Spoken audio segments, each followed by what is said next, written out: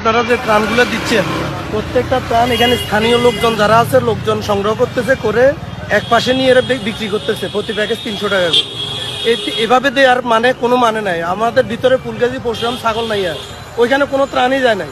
পরশুরামে আপনি খবর নিয়ে দেখেন শুধু সেনাবাহিনী গতকালকে হেলিকপ্টার দিয়ে কিছু ত্রাণ পাঠাইছে, এর বাইরে কোনো প্রাণী যাচ্ছে না, ইভেন খাওয়ার কোনো পানিই পাচ্ছে না এরা।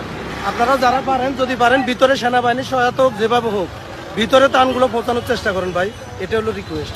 যারা ত্রাণ নিয়ে আসতেছেন তাদের কাছে অনুরোধ, আপনারা পাড়ের মানুষদেরকে ত্রাণ দিবেন না, কারণ এখানে অধিকাংশ মানুষই কিন্তু বন্যা পীড়িত না, তারা এখানকার স্থানীয় বাসিন্দা। তারা এই সুযোগে এই ত্রাণগুলি নিয়ে তারা অন্যত্র বিক্রি করতেছে, যেটা আমাদেরকে এখানকার স্থানীয় বাসিন্দা যারা তারা অভিযোগ করেছে।